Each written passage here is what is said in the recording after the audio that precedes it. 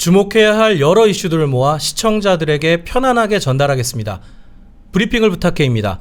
오늘의 부탁을 들어줄 동아일보 정치부의 윤다빈 기자 나왔습니다. 안녕하세요. 안녕하십니까? 네. 국회에서 같이 취재도 하고 그랬던 기억이 있는데 방송에선 또 처음이네요. 그러게요. 벌써 한 10년 된 것 같습니다. 네. 오늘 첫 방송이니까 각오 한 말씀 부탁드리겠습니다. 네. 저희 동아일보 유튜브 번성할 수 있도록 최선을 다하겠습니다. 네, 감사합니다. 네, 윤다빈 기자가 들고 온 첫 번째 이슈 뭡니까? 네, 첫 번째 이슈는 결과는 다음 주입니다. 네. 지금 온 국민의 관심사, 과연 탄핵 선고 결과가 언제 나올까잖아요.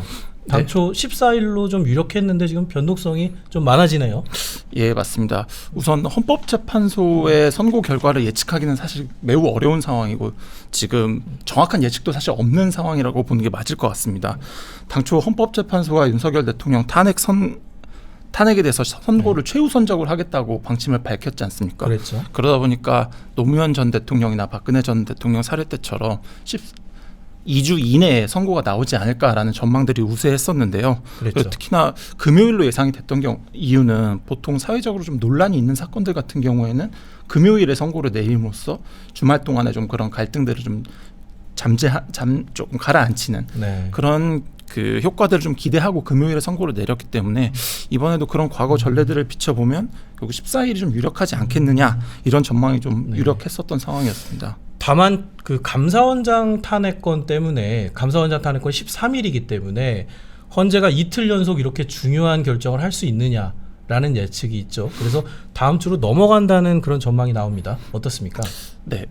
어제였죠.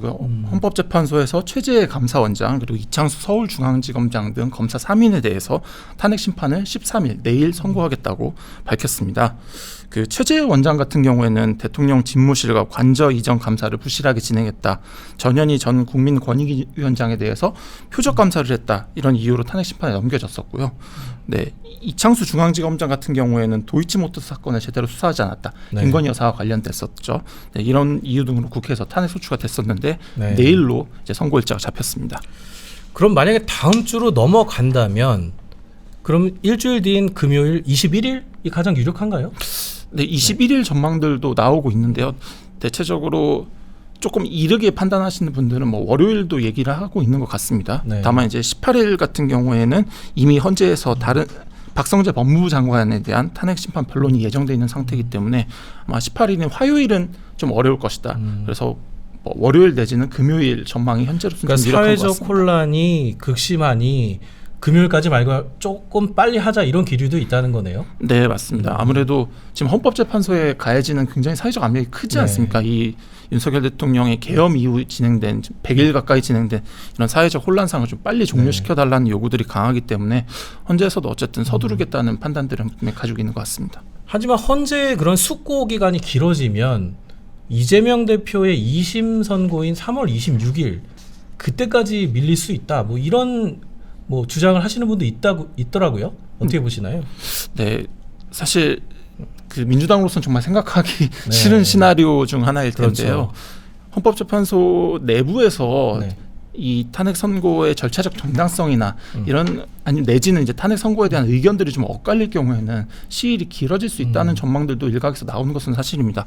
그러다 보면 이재명 대표의 현재 2심 공직선거법 재판이 3월 26일로 예정이 돼 있는데 그거보다 더 늦어져서 4월 초 물론 이제 문영배 이미선 재판관이 퇴임하는 4월 18일 이전에는 이루어질 것이라는 전망들은 대다수가 하고 있지만 4월 초까지도 늦어질 수 있는 거 아니냐 이런 전망들도 있는 것은 사실입니다. 네, 국민들의 관심이 아주 높은 사안이니까 저희도 브리핑 때마다 좀 챙겨보고 지켜보겠습니다.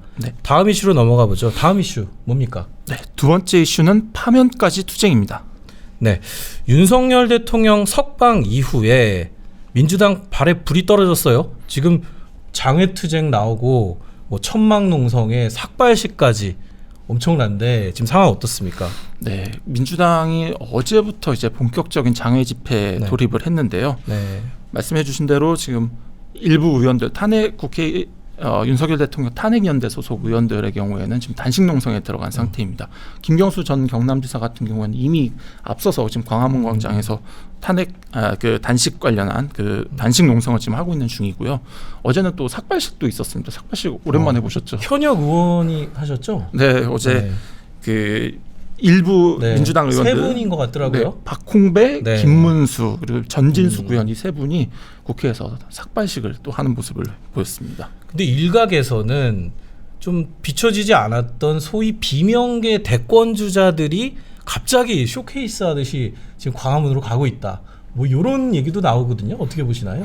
네, 맞습니다. 말씀드린 대로 김경수 전 경남지사 같은 경우에 지금 광화문 광장에서 단식 농성들을 계속 진행하고 있는 상황이고요. 뭐 김동연 경기지사 같은 경우에는 그 경기도 내에서 뭐 1인 시위라든지 여러 지금 탄핵 선고 관련한 그 활동들을 하고 있습니다. 오늘 이제 오후 2시에 이재명 대표와 그렇죠. 비명계 주자들 뭐 김부겸, 김동연, 박용진, 임종석, 뭐 김경수 지사 등 뭐 이분들이 모여서 이제 시국 관련한 간담회를 갖기로 했는데요. 좀 그 윤석열 대통령의 그 석방을 계기로 그렇죠. 야권에서 이재명 대표와 비명계 주자들이 좀 힘을 모으는 양상들도 벌어지고 있는 것 같습니다. 네.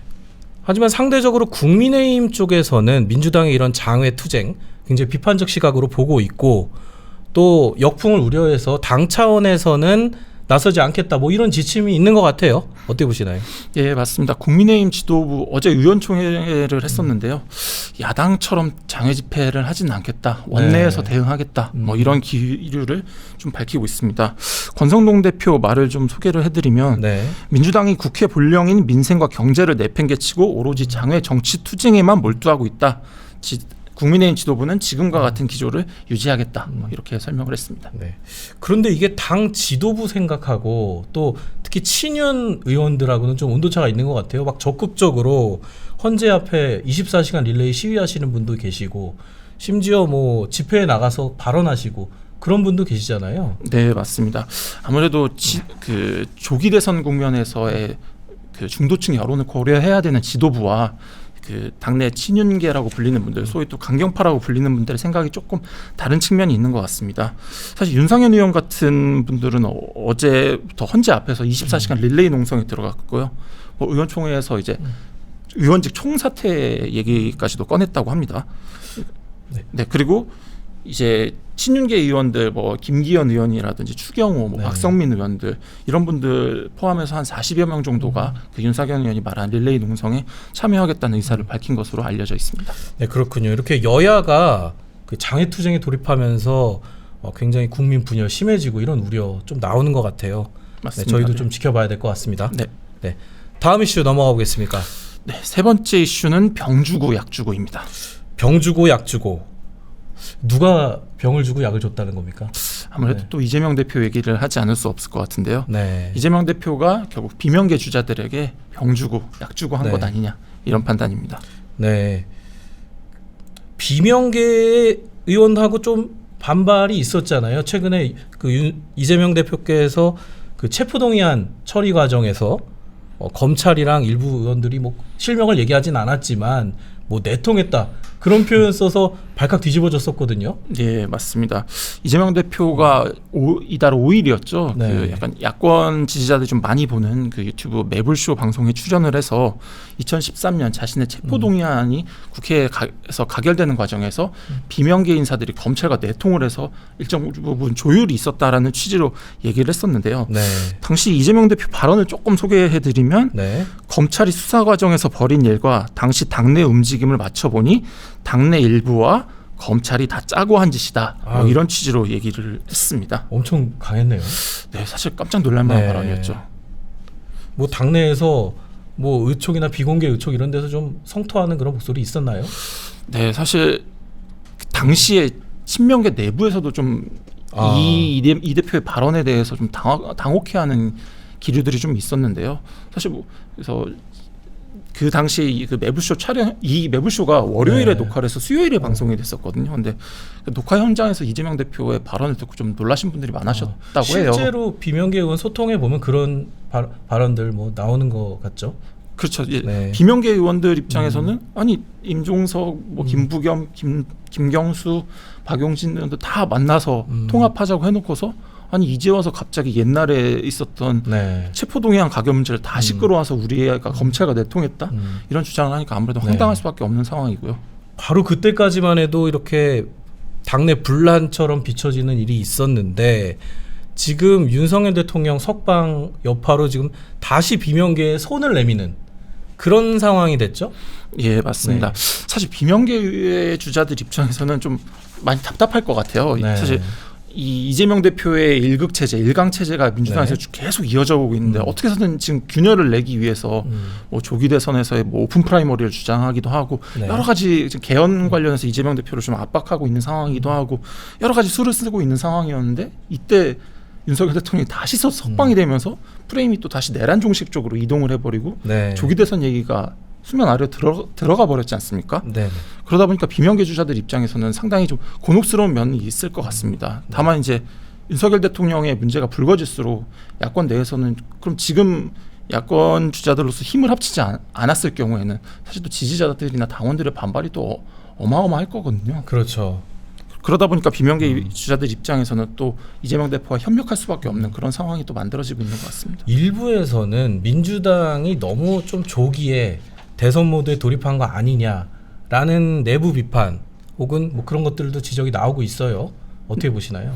네, 사실 이재명 대표는 본인은 나는 대선에 디귿자도 네. 꺼내지 않겠다. 뭐 이런 취지로 그 친명계 인사들은 이재명 대표의 의중을 다들 이해하고 있었거든요. 그렇죠. 다만 이제 비명계 주자들 같은 경우는 말씀드렸듯이 빨리 이재명 대표를 대립각을 세워서 역전을 해야 되는 상황에서 어쨌든 조기 대선 이야기를 빨리 꺼낼 수밖에 없는 상황이었습니다. 네. 그리고 사실 이재명 대표 친명계 쪽에서도 저희가 이제 뭐 단독 보도 한 바도 있었지만 네. 조기 대선 관련해서 이제 선대위 구성이라든지 이런 TF 부분들 구성했다 그런 보도 했죠. 네네, 이런 준비들을 미리 좀 하고 있었던 측면들도 있었는데 그러다 보니까 뭐 어제 의원총회나 이런 자리에서는 아니 민주당이 조기 대선에만 너무 매몰돼서 그렇죠. 이런 석방 가능성이나 이런 것들을 좀 제대로 인지하지 못했던 것 아니냐 뭐 이런 당내 좀 자성들도 있었던 것으로 전해졌습니다. 네.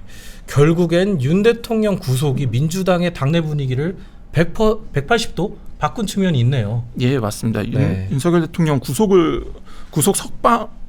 윤석열 대통령이 네. 석방되면서 사실 민주당이 원든 원치 않든 또 하나로 뭉칠 수밖에 없는 그런 상황이 된 것 같습니다. 네, 알겠습니다. 다음 이슈 넘어가 보겠습니다. 네, 마지막 이슈는 뺨은 법원에서 맞고입니다. 네, 뺨은 법원에서 맞고 그럼 화풀이는 어디다 한 건가요? 네, 아무래도 화풀이는 검찰이 대상이 됐다고 봐야 될 것 같습니다. 네. 그 법원이 윤석열 대통령의 구속 취소 결정을 하고 검찰이 그거에 대해서 항고하지 않음으로써 사실 법원의 결정을 이행을 한 상황으로 볼 수 있을 텐데요. 지금 민주당에서는 심우정 검찰총장에 대한 탄핵을 주장하면서 검찰에 대해서는 굉장히 날선 반응을 보이고 있는 반면에 그렇죠. 법원에 대해서는 사실 침묵하고 있는 기류로 볼 수 있을 것 같습니다. 네. 그 심우정 검찰총장 관련해서 동아일보 법조팀 보도를 보면 수사팀은 즉각 항고해야 된다 그랬는데 심 총장이 직접 지휘를 했다는 거 아닙니까? 그래서 좀 민주당 기류가 약간 강경해진 거 아닌가 그런 측면도 있어요. 네, 맞습니다. 사실 그 민주당은 심우정 검찰총장에 대한 의구심으로 오랫동안 좀 가져오고 네. 있었는데요. 심우정 검찰총장이 결국 윤석열 대통령 사람 아니냐, 네. 뭐 김건희 여사 친오빠와의 어떤 특수관계가 있는 거 아니냐라는 그런 주장은 주장이 있죠. 네, 민주당에서는 네. 그런 의심을 강하게 하고 있는 상황인데 그러다 보니까 결국 이번 결정도 검찰총장을 만들어준 윤석열 대통령에 네. 대해서 보은한 것 아니냐 이런 주장들을 내세우면서 결국 심우정 검찰총장에 대한 탄핵론까지 끌고 오고 있는 상황입니다. 하지만 이번이 윤석열 정부 이후에 민주당의 30번째 탄핵 추진이 될 수 있다. 이런 지적이 있어서 역풍에 대한 우려가 당내에 그래도 없을 수는 없을 것 같습니다.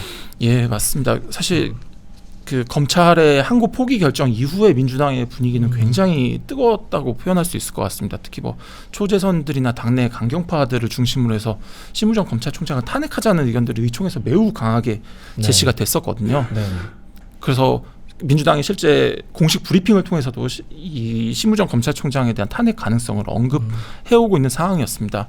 다만 그 의원총회를 계속 거듭하면서 좀 중진 의원들, 그동안 좀 목소리를 자제하던 중진 의원들이 이 상황에 대해서 이 탄핵론을 이렇게까지 끌고 가서는 안 된다라는 좀 일종의 자성론, 실익이 없다 뭐 그런 거죠. 그렇죠. 아무래도 그 유근영 선배께서 말씀해 주신 대로 30번째 탄핵이라는 그렇죠. 그 사실 윤석열 대통령이 계속 민주당을 향해서 주장하고 있는 프레임이자 계엄의 사유로 들고 있는 이유이기도 하고, 국민의힘에서도 계속 민주당이 지금 뭐 탄핵 중독 정당이다 이렇게 계속 표현을 하고 있는데, 그런 국민의힘과 윤석열 대통령이 원하는 프레임에 우리가 들어가는 거 아니냐, 이런 중진 의원들 중심에 좀 우려들이 있었고, 그러다 보니까 약간 탄핵 기류가 조금 잠잠해진 측면도 좀 있는 것 같습니다. 오늘 법사위에서 지금 심우정 검찰총장은 안 나오는 거죠?